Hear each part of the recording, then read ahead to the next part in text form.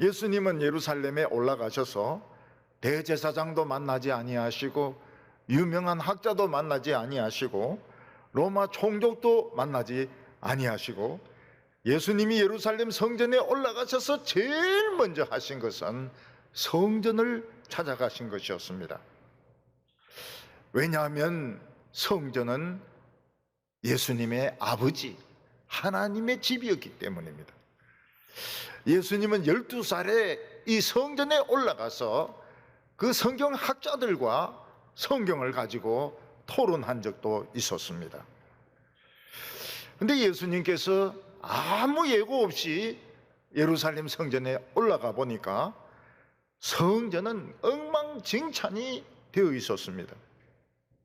거기서는 소를 팔고 양을 팔고 염소를 팔고 비둘기를 팔고 환전을 하고 그리고 밖에서는 또 음식을 팔고 그러면서 완전히 난장판이 되어 있었던 것입니다.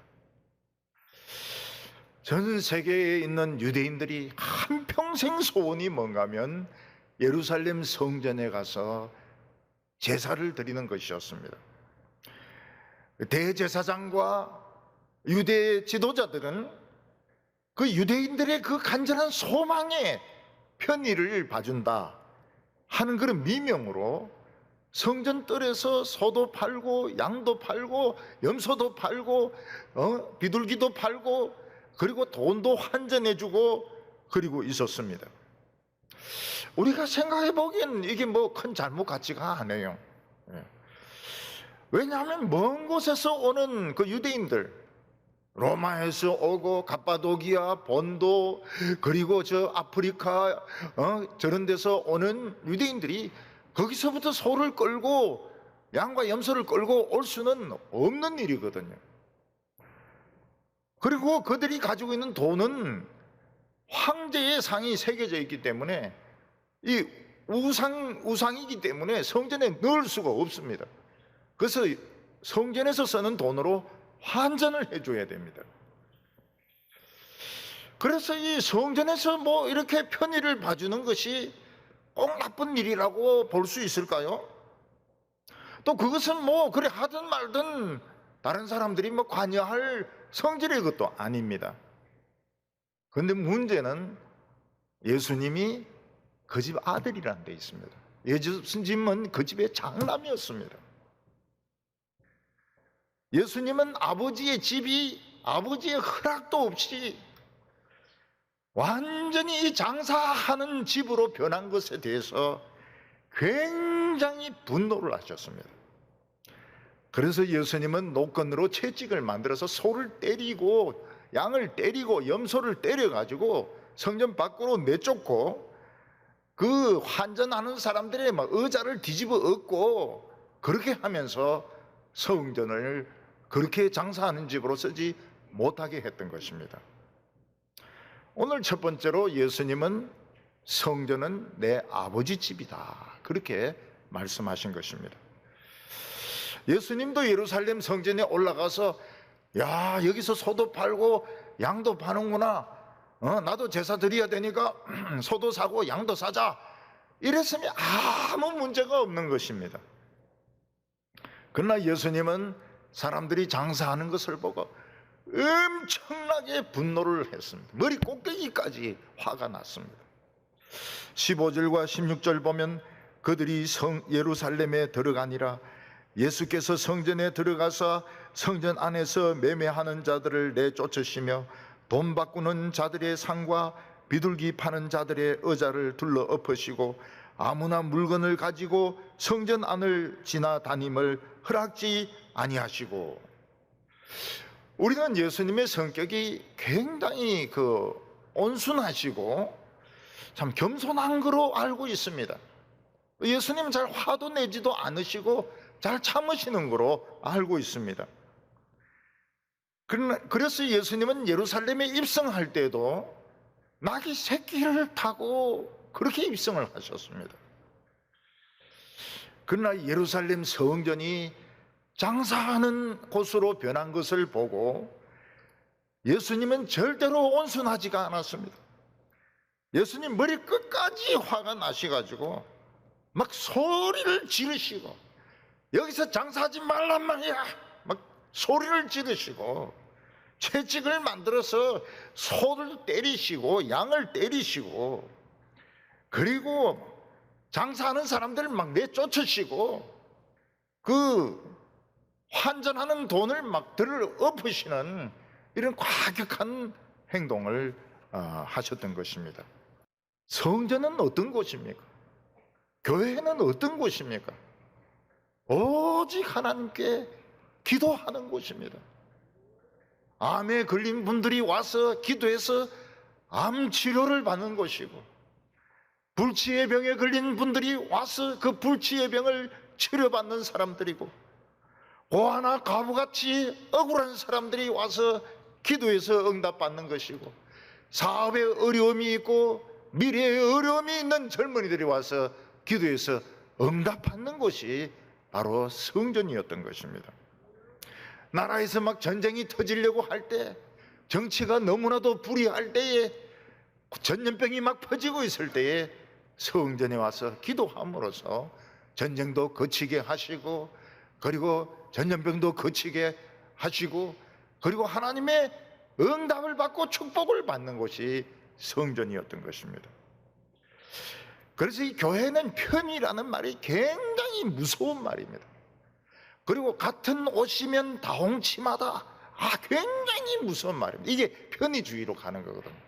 왜 같은 옷이면 다홍치마입니까? 검은 치마도 있을 수 있고, 녹색 치마도 있을 수 있고, 노란 치마도 있을 수 있는 것이지. 이게 편의주의라고. 대제사장과 성전의 관리인들은 하나님의 허락을 받지 않았습니다. 하나님의 허락을 받았다면 아들이 이렇게 화를 내지 않았을 것입니다. 그들은 그냥 하나님의 허락도 받지 않고 기도하는 곳으로 만들려고 했는데, 장사하는 곳으로 완전히 난장판으로 만들어 놓았습니다. 여러분, 성전은 모든 사람들이 하나님께 와서 기도하는 곳입니다. 교회는 뭐 하는 곳입니까? 모든 사람들이 와서 기도하고 응답받는 곳입니다. 병 치료받는 것입니다. 그 억울함을 해결받는 곳입니다. 오늘 이 목회자들 중에서 이 목사직을 직업으로 생각하는 사람들이 있습니다. 그리고 큰 교회를 통해서 막 돈을 많이 받으려고 합니다. 강도입니다. 강도. 정치를 이용해가지고 무슨 사업을 벌리고 무슨 사업을 벌려가지고 막 떼돈을 법니다. 떼강도입니다. 하나님 앞에 나와서 할 수 있는 것은 기도밖에 없습니다. 모든 만민이 기도하는 집이 되어야 되는데, 이것을 대제사장과 서기관들은 자기 배를 채우는 곳으로, 그리고 자기의 헤게모니를 장악하는 곳으로 만들었던 것입니다. 오늘 두 번째로, 예수님은 겨자씨만한 믿음만 있으면 다 된다고 말씀하셨습니다. 예수님이 아침에 성전에 오실 때 굉장히 배가 고프셨습니다.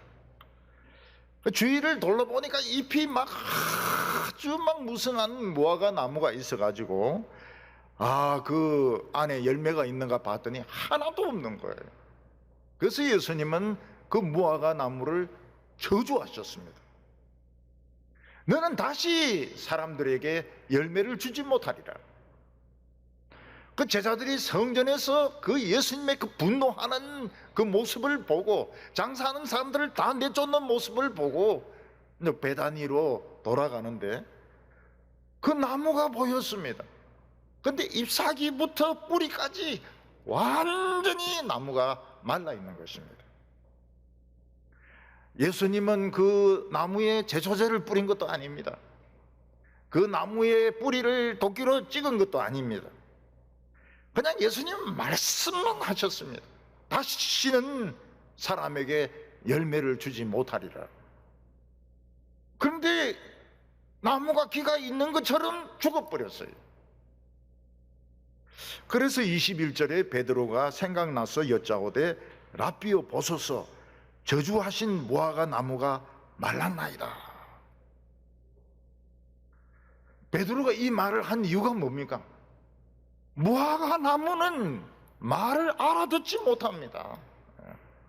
예수님이 뭐라고 말씀하셔도 나무가 어떻게 예수님 말씀을 알아듣습니까? 그런데 마치 예수님 말씀을 알아듣는 것처럼 무화과 나무는 말라서 죽어버렸습니다. 개들도 주인하고 오래 살다 보면 주인의 말을 잘 알아듣는다 그래요. 앉아! 이러면 탁 앉고, 일어서! 이러면 일어서고, 산책하자! 이러면 입구에 가서 탁 서가 있고. 근데 아무리 주인이라도 죽어! 이런데 확 이렇게 죽는 개는 없습니다. 개가 어떻게 죽을 수가 있습니까? 그러나 이 나무는 예수님의 말씀에 죽어 있었습니다. 완전히 죽어 있었습니다. 예수님은 왜 이 나무가 저주를 받는지 이유를 말씀하지 아니하셨습니다. 이 나무는 잎은 무성하지만 안에 다 익은 열매는 고사하고 작은 것도 없었습니다. 열매를 안 맺는 이 무화과 나무였던 것입니다. 예수님은 말씀의 능력을 이야기하셨습니다. 산이나 바위나 나무는 사람의 말을 알아듣지 못합니다. 그러나 예수님은 그들로 하여금 죽게 할 수도 있고 살게 할 수도 있고 움직이게 할 수도 있었습니다. 22절과 23절 보면 예수께서 그들에게 이르시되 하나님을 믿으라. 내가 진실로 너희에게 이르노니 누구든지 이 산들어 들려 바다에 던지우라 하면 그 말하는 것이 이루어질 줄 믿고 마음에 의심하지 아니하면 그대로 되리라. 참 어려운 말씀입니다. 이 말씀이 어려운 것이 아니고 현실이 실제가 이 어려운 것입니다. 너무 어려운 말씀이에요. 우리가 기도할 때 무엇이든지 기도하고 의심치 아니하면 그대로 된다는 겁니다. 우리는 기도에 응답받는 일이 쉬운 것이 아니란 걸 알아야 됩니다. 예수님은 하나님을 믿으라고 했습니다. 나를 믿는 것은 신념이고 하나님이 하실 수 있다는 것을 믿는 것이 믿음입니다. 우리가 하나님을 믿으면 또 최선을 다해야 됩니다. 그럼 되게 다 돼요. 최선을 다하면, 하나님을 믿고 최선을 다하면 다 됩니다. 우리가 하나님의 말씀을 믿는다고 하는 것은 하나님의 말씀을 깨우는 것을 말합니다. 우리가 가지고 있는 성경책은 마치 오래된 고전처럼 잠들어 있습니다. 그래서 사람들은 뭐라고 말합니까? 뭐 공자, 맹자, 논어, 성경 이 다 고전이라고 생각을 합니다. 무슨 말인가 하면 우리가 평소에 먹을 것도 많이 있고 생활에 어려움이 없고 그러면서 뭐 바이블 스터디를 하고 이렇게 할 때는 이 믿음이 안 생깁니다. 근데 이 막 말씀대로 살려고 하고 믿음대로 살려고 하면 환난이 그렇게 많아요. 어려움이 그렇게 많아요. 어떤 때는 막 먹을 양식조차도 없습니다. 근데 성경만은 송이꿀처럼 달아요. 좋다. 이 성경 송이꿀 이거 먹고 죽자. 그러면 이상하게 일용할 양식이 공급이 됩니다. 이게 굉장히 중요합니다. 1년치 양식, 10년치 양식, 100년치 양식이 중요한 게 아니고 하루치 양식이 중요합니다. 이 하루치 양식, 일용할 양식을 주시면 이게 뭔가 하면 기도가 응답되고 있는 것입니다. 그래서 기도하면 이상하게 막 응답이 돼요. 병이 낫고 어려움이 해결되고 자꾸. 그래서 사람들은 이거는 우연의 일치다. 이거 경험 안 해보면 모릅니다.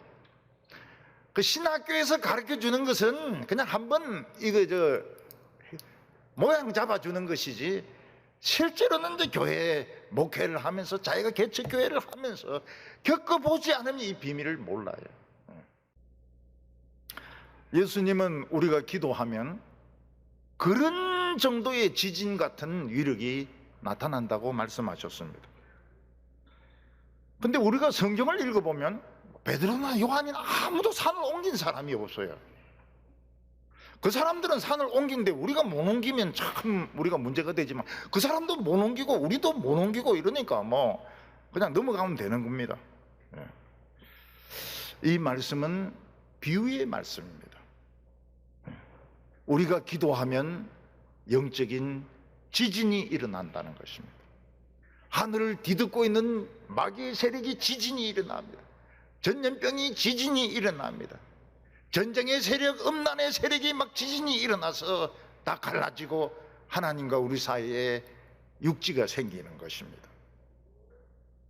사람들을 내리누르고 있는 세금이라든지 막 그 말도 안 되는 그런 거짓의 영들이 쪼개지게 됩니다.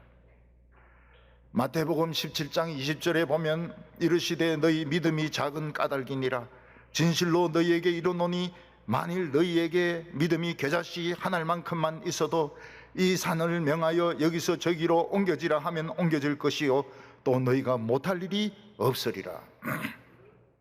예수님께서 귀신 들린 애를 고치고 나서 제자들에게 하신 말씀입니다. 너희 믿음이 겨자씨만한 믿음이 있다면, 우리는 겨자씨를 모르니까 상관이 없는데 겨자씨가 좁쌀만 합니다. 그러면은 우리 믿음이 좁쌀만큼도 없단 말입니까? 없습니다. 좁쌀만큼도 믿음이 없어요. 그러니까 산이 안 옮겨지는 것이죠. 앞산도 안 옮겨지고 팔공산도 안 옮겨지고 한라산도 안 옮겨지고 좁쌀만한 믿음이 없는 겁니다. 그러면 좁쌀만한 믿음이 산을 옮길 수 있다면 계란만한 믿음은 어떻습니까?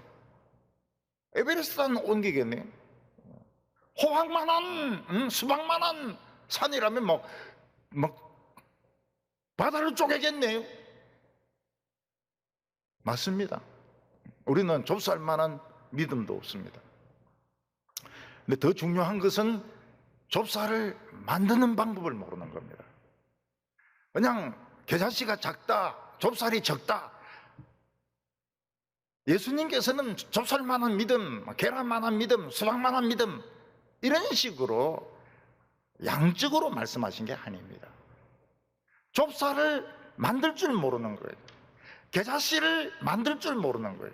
겨자는 막 먹습니다. 일식집에 가서 아줌마 겨자 없어요? 이래가지고 막 회치 먹고 이러는데 겨자씨를 만들 줄 모르는 겁니다. 우리는 왜 기도가 잘 응답되지 않는가 생각해 볼 필요가 있습니다. 우리 교회가 겨자씨를 만들려고 하면 어떤 전통이라든지 어떤 의식이라든지 외형 같은 거 버려야 돼요. 그냥 말씀만 붙들고 막 그냥 온 교인들이 울부짖고 온 교인들이 막 소리 지르고 기도하고 이럴 때 좁쌀이 생깁니다.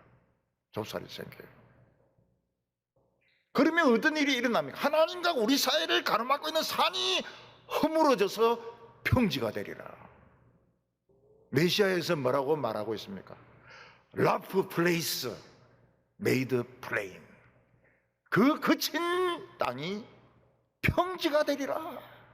높은 골짜기, 높은 산, 깊은 골짜기 거기에 평지가 되리라. 마지막으로 예수님의 정체입니다. 누구신가? 예수님은 누구신가? 드디어 대제사장과 서기관들이 예수님을 성전에서 만났습니다.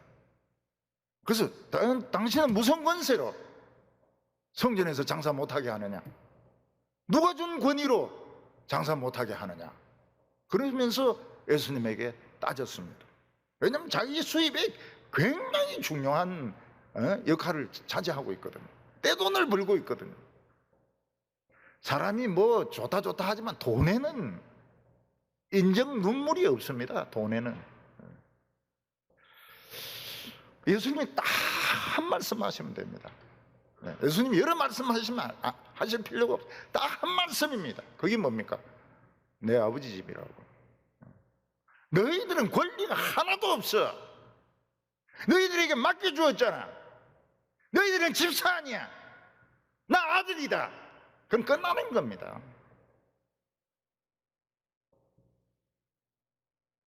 이 집은 만민이 기도하도록 하나님께서 오픈해 놓으셨지.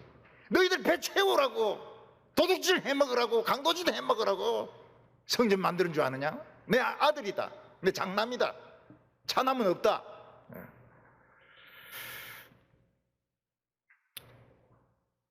누군가가 성전에 와서 막 소리 지르고 막 채찍으로 막 쫓아내고 이러면 벌써 딱 눈치채야 됩니다. 주인의 아들이 온 거예요. 그러나 대제사장과 유대인은 하나님에 대한 믿음이 없었습니다. 종교인이 하나님을 안 믿습니다. 그래서 예수님은 내가 이 집 주인 아들이라 말을 안 합니다. 왜냐하면 예수님 그들하고 싸워봐야 소용이 없기 때문입니다.